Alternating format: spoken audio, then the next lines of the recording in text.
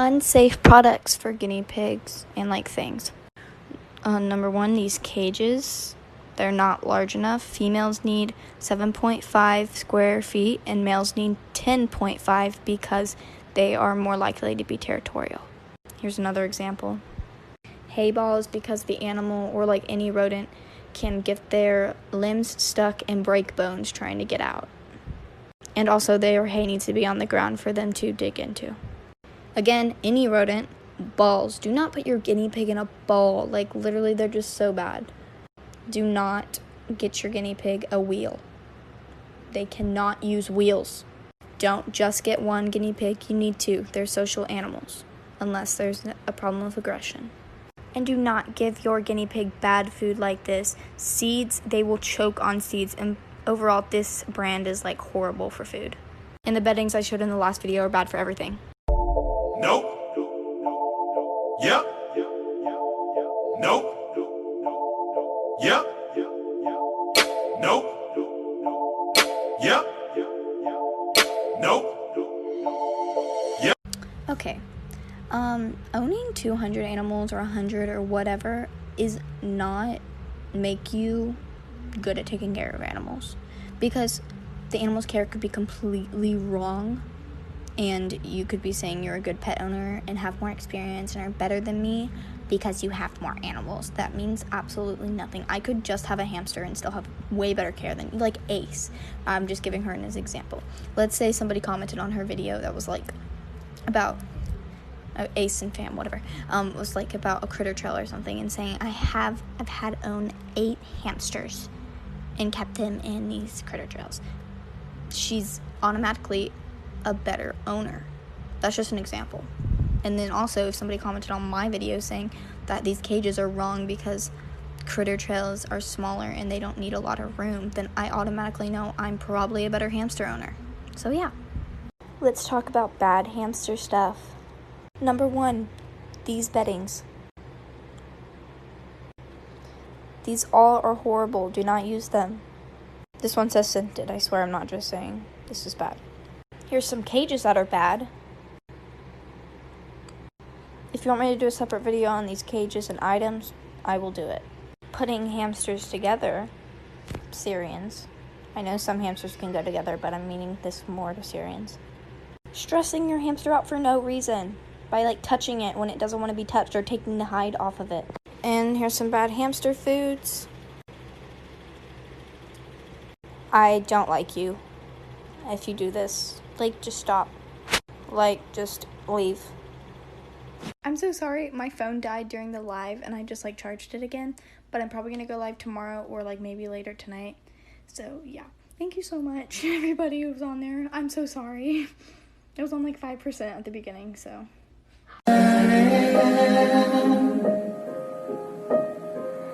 Find you.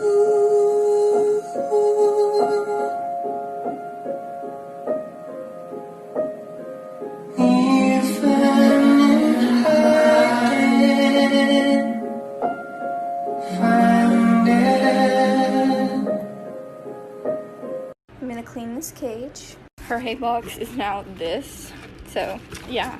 We'll start by taking everything out.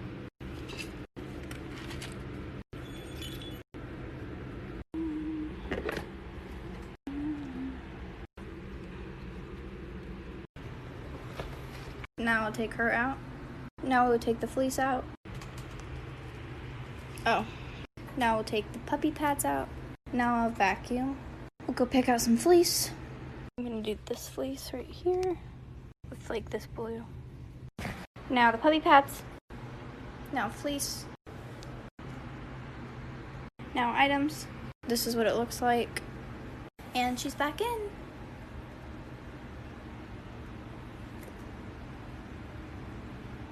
I'm gonna make a video about bad leopard gecko stuff.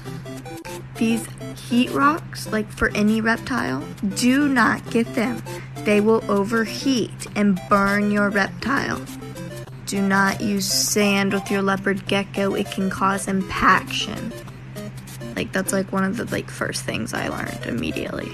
So if you didn't learn that, we know you didn't do research. This cage just screams bad, but like a 10-gallon for an adult, do not do that. Let's feed the mice first. We gotta clean these. The bowls are clean, so we'll start off with seed. Just like that. And then now they're block. Like that. Now we'll give 3 different types of pellet. 1, 2, 3. Now some oats.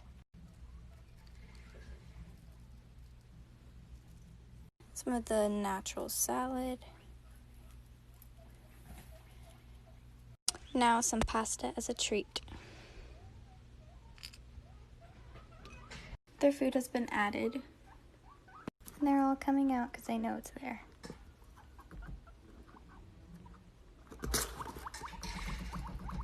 Oh my gosh. She's chewing the bars because she's hungry. We're gonna do like a little kind of spot clean. I just need to vacuum it out. So yeah. So first I just need to move all the toys. I'm just gonna set them in his hay box. Just move this right here.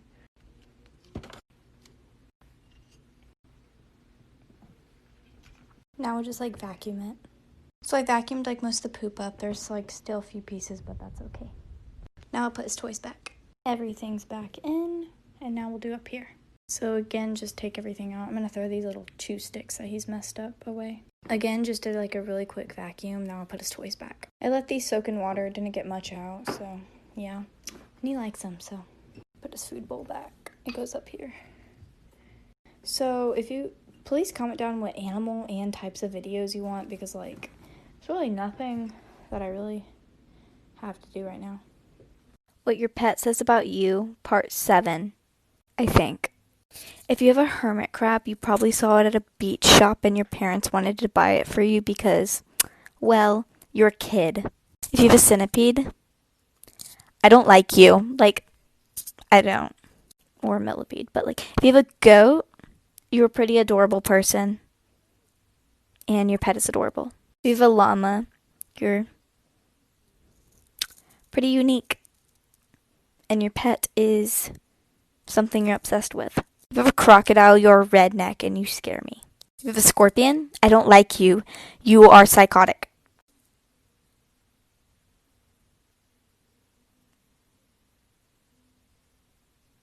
Some pet day ASMR. We gotta get that hay first.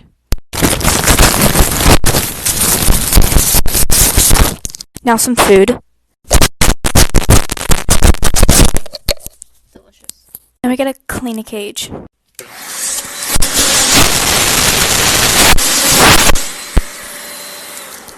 Now I'll get some treats. Ignore my hair. Eat it for the camera.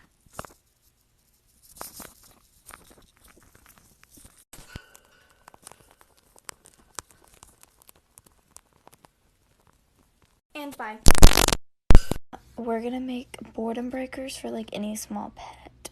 You're gonna need flour, water, a toilet paper roll, and a bowl and spoon. You can also use like chew sticks instead of like a toilet paper roll.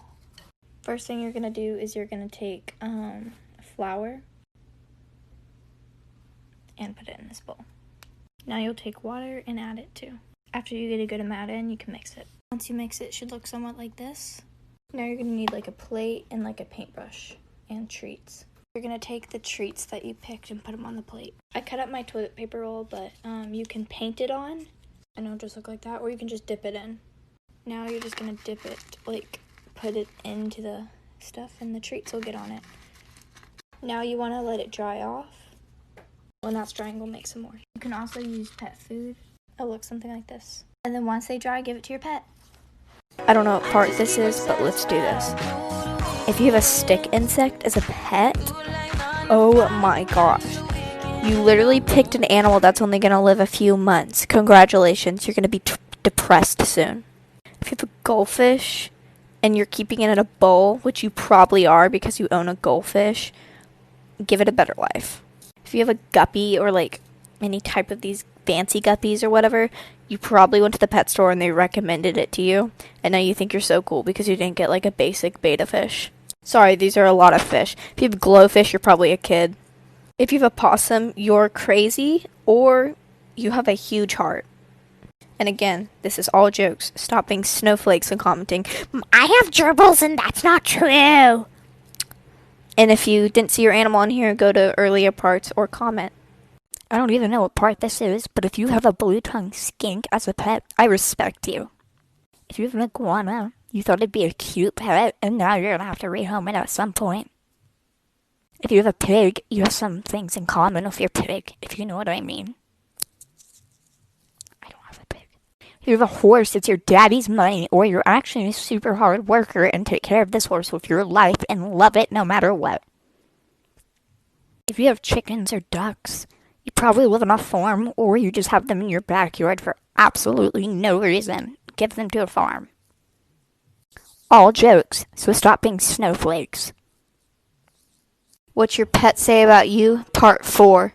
If you have a dog or cat, stop making Instagram accounts for them because they're the most basic pet to have and nobody really cares. If you have a turtle, you didn't expect it was going to live that long, so have fun the next 20 years. Ready your sliders to be serious. If you have a bearded dragon, you think you're edgy because it has the word dragon in its name, but you're a pretty good person. If you have a chameleon, you're not that cool. Just because you have an exotic pet does not mean you're cool. If you have a sugar glider, you got it because it's cute. And you probably have a lot of plastic toys in its cage because, well, they got crazy toys. If you have an axolotl, you probably first saw it at a church camp and now you have it because you saw one YouTube video about it. Remember, this is not to hate on you. It's all jokes, so stop being snowflakes. Here's a part 3 to what your pets say about you. If you have a leopard gecko, you were trying to pick an easy reptile to own. If you have a rat, you are a clean person and you are a great pet owner. Unless you're not. If you have a hedgehog, nobody even knows you. Nobody even knows you have a hedgehog. Like, you don't even talk about it. If you have a snake, you make it really well known and you think you're kind of cool because of it. And if you have a tarantula, you're probably depressed. Comment animals I can do because I'm bored and I really like making these. This video is going to be where I keep my pet stuff. So first we have like this wall of my closet. And I just like keep my bedding and hay over here. And then like puppy pads, fleece, and then extra food right here. And then there's behind too. Then in this first like drawer thing, I have food. I have the guinea pig's food, it says it. I have chinchilla food, raisins, natural salad, or rosewood salad. And then right here, I have all the gecko stuff, the food, like moss, things like that in the cups. And right there, I have the fish stuff, which I don't use very often, so I don't really need it. This right here is like where the mealworms are, so yeah. Right by the mealworms, I have mouse and hamster food. And then up here in my closet, I have like my items, like toys and all that.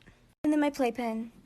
Totally forgot, over here I have bedding and like cleaning supplies.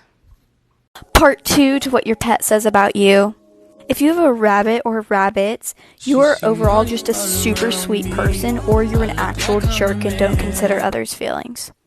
If you own a mouse, you're super shy, but you're like not afraid to critique people's pet care, and you get stressed really easily. If you own a ferret, your pet is chaotic, and so are you. And your house is probably a mess. If you own a frog, you're obsessed with frogs. Your whole house is frogs. Everything you do revolves around frogs. And if you have a gerbil, you're constantly buying new bedding and toys for the gerbil. And you have no money.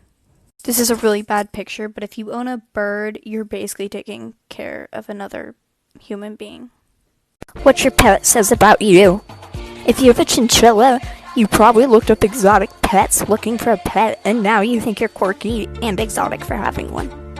If you have a hamster, you probably impulsively bought it, and then now you're learning about proper care, and you're pretty basic.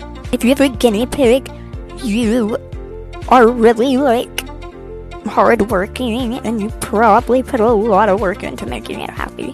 Because they can be freaking brats! If you have a betta fish, you rather did a lot of research on it or you did absolutely none. There's no in between.